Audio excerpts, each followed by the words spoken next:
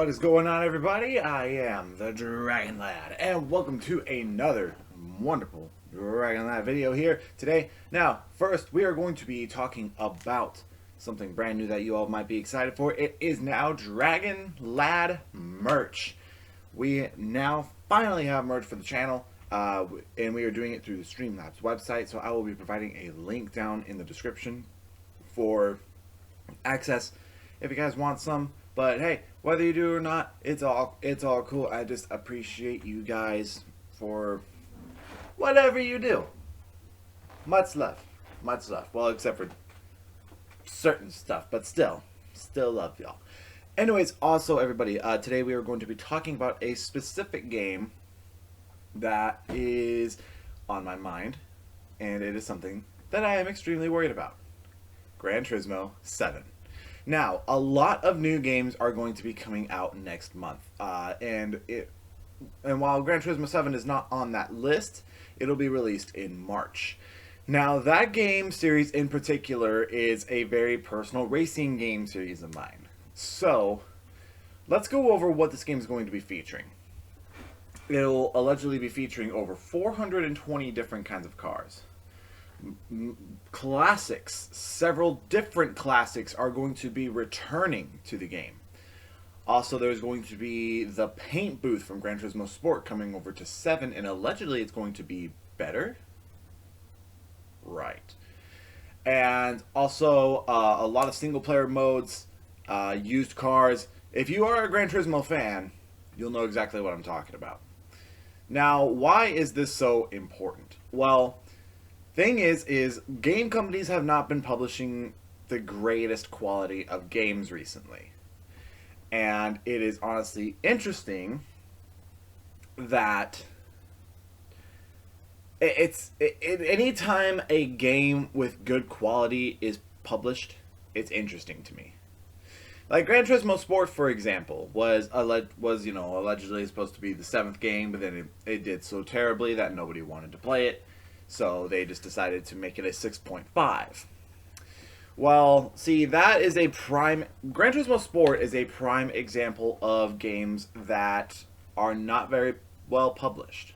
Now, while the game does have both pros and cons to it, like pros, it is a beautiful game. It is one of PlayStation's better looking games. Racing-wise, it is. I have been told that it is one of the greater looking games out there. But unfortunately, in my mind, Need for Speed 2015 is going to be the greatest looking racing game. And almost all of mankind try to change my mind. I dare you. Now, thing with Gran Turismo 7 is there are a few good things to look forward to. Is first off, it's going to be bringing back classic Gran Turismo vibes. So, you know, like we said, we're going to go back to used cars. We're going to go back to GT Auto, you know, actually taking care of the vehicle, upgrades and parts. Like I said, we're going back to what the game series was meant to be. Now, here's a problem. Now, like I said, a lot of game companies are starting to get a little bit lackluster with the whole upgrading the games and making them as good as the classics. Nothing will ever be as good as the classics. I can promise you that. Seriously. Nothing. But they can change our mind.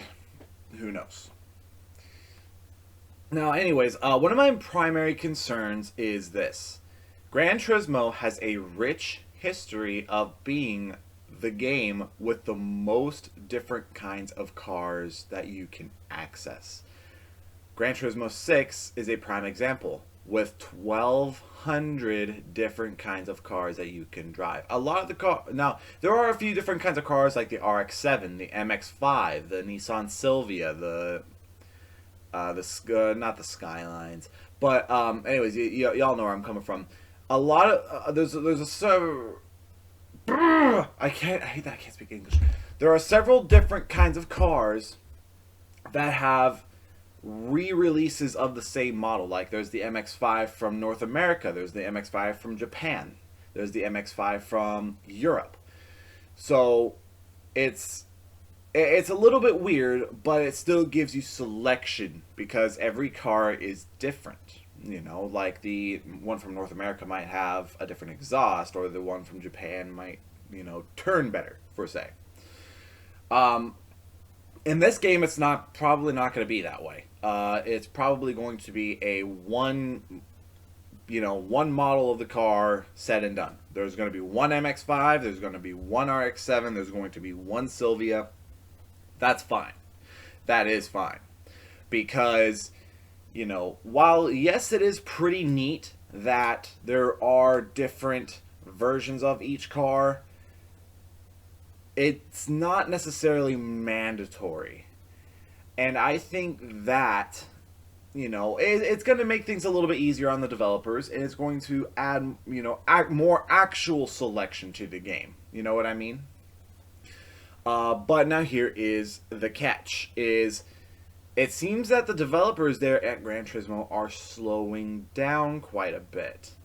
Now, I do understand that, yes, they want to put, an astronomical amount of detail in the game, and that is fantastic. You can absolutely take as much time as you need when it comes to putting detail into a game.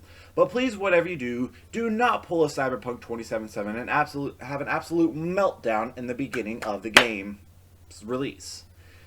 Please. Please. Gran Turismo, please do not let us down this time. And another thing, too, in all honesty, is I really don't know how they're going to do with the tracks, either. That is a big concern, because allegedly what they're going to do is they are going to, change a few turns. They're going to make tracks wider or smaller and whatnot, which is fine. But to how much of an extent are we going to go? Because I like the classics, thank you. But of course, everybody's different. Some people like the classics, some don't. So we'll see what they're going to do with that. We'll see what they're going to do. I would have loved it to see if they would bring the original tracks into the game, where you could race on both like the 1999 version of the track, or then you can go back to the 2021 version of the track. Who knows? I don't know. Just a lot of things to hope for, really.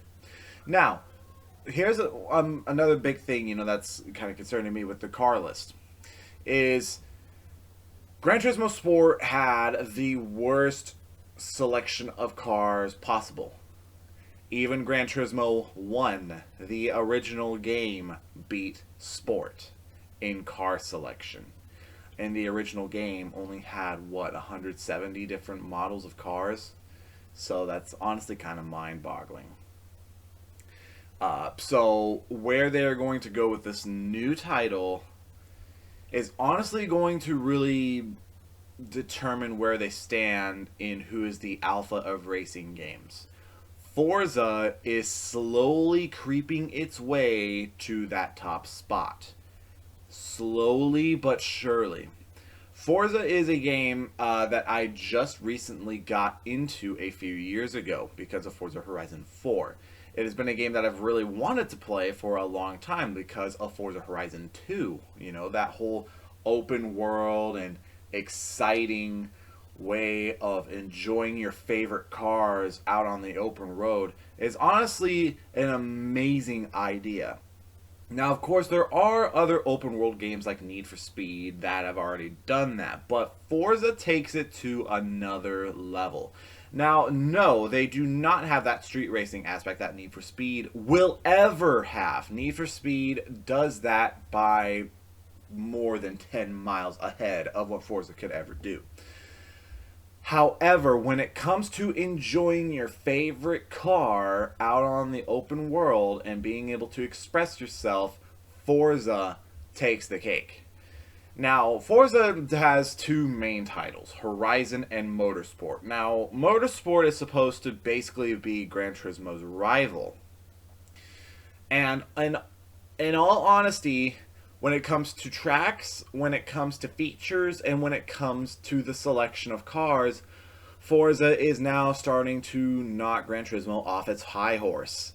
Not kidding, Forza Horizon 5 is planned to have more cars than Gran Turismo 7. as far as we know right now. Forza Horizon 5 is going to come out with 500 and potentially 546 cars. Or was it 546 or 566? I don't know. But either way, that is a pretty good number to start out with for an open world racing game, if you ask me. Not only does Forza have a rich history of having decent car selection, they also have a phenomenal history of listening to the fans and actually uploading cars to the game that the fans love to see. Not just racing cars, no, I'm talking actual sports and supercars like the original RX-7 or the new Corvette C8 Stingray or even the 2019 to 2020 Toyota Supra. Yes, these guys know what they are doing. And I think Sony and Polyphony really need to start paying attention to what they are doing, because there is a game company that might be that they might do it. Forza might do it. Now, here's the thing, is honestly, because of Forza Horizon 4, I love both Gran Turismo and Forza almost equally. Well, okay, not necessarily. Honestly, Gran Turismo will always have that place in my heart, because it's been around forever, and it's always made really amazing titles until Gran Turismo 6. So it's going to be a little sad, if things start changing. But that's the thing, though. When you pull an Activision and finally start to crash, you're going to kind of deserve it if you're going to slack on your games. So, here's to hoping GT7 is going to be just as amazing as they say it will. Because people are getting tired of really bad games. People are getting really, really tired of bad games. And this has been an ongoing thing for about 6 or 7 years.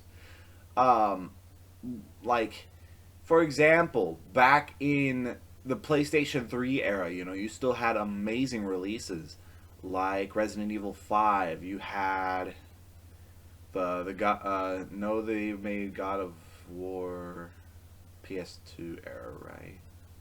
So that was PS2 era. And then even early on into the PS4, you had God of War, you had the Spider-Man, and we could even take a look at Xbox One of Gears of War, the Forza series, of course. And they were still even Heat Evolution wasn't that great, but even NASCAR games like NASCAR's Heat 2 and 3 were pretty good early on in the PS4 era.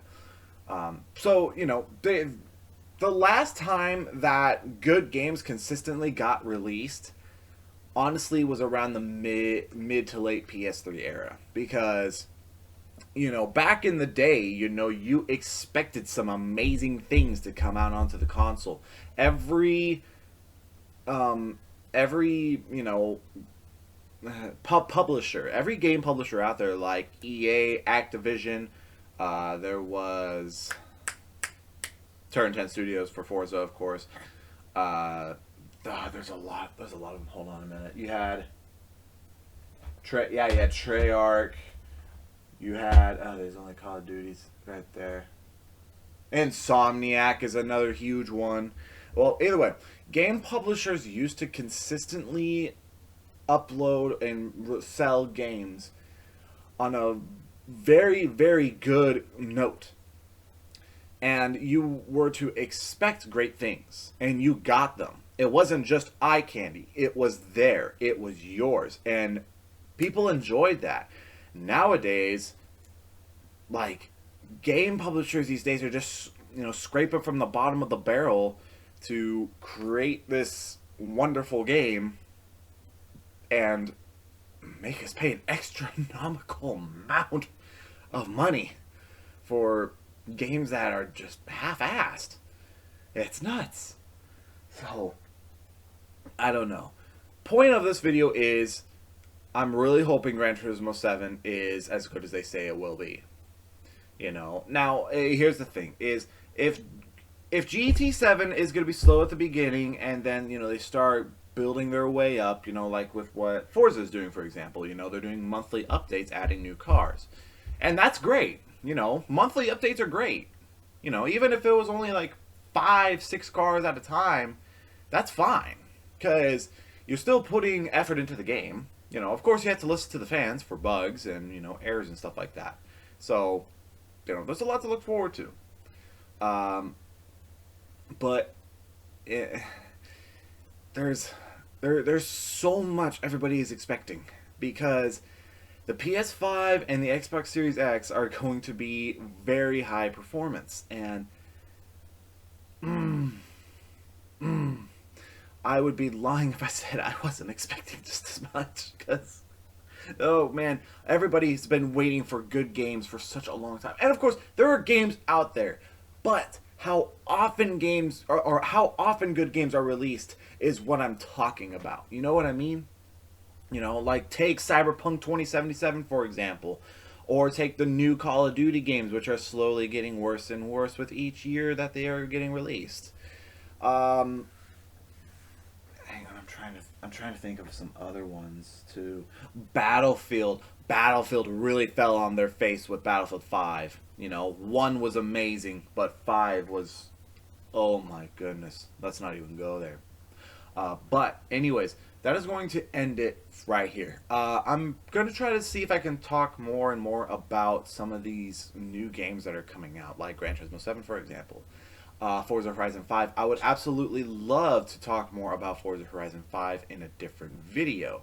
So that way, I could go into more depth about the game and also the rivalry between, GT and Forza. So, there's some good things to talk about. But also, it's not going to just be racing games. We're going to be talking about first-person shooters. We're going to be talking about adventure, action, even horror games, if we can. Because honestly, this sounds like fun. This does sound like fun. But of course, knowing my blunders and falling on my face and, and hear that, I'll see what I can do. But this honestly does sound like a lot of fun. But anyway, so thank you to all who, who came to watch this video. I hope you all have enjoyed, and I also hope that you all are doing well. Make sure you all are taking good care of yourselves. All right. And as always, let me know what games you would like to see, released. What opinions do you guys have on some of the games coming up? And is there any games in particular that you guys really like that you would want me to play? As usual, I'm going to be taking care of the gaming on Twitch, as always. Just because, like I said earlier with Twitch, it is a lot easier to, keep up with the fans and whatnot. So, on here, it's probably just going to mainly consist of vlogs, because I know a lot of you really enjoy these vlogs. So that is probably what is going to stay here. So, as always, hope you all enjoy. Take good care of yourselves. And as always, this has been the Dragon Lad, burning out.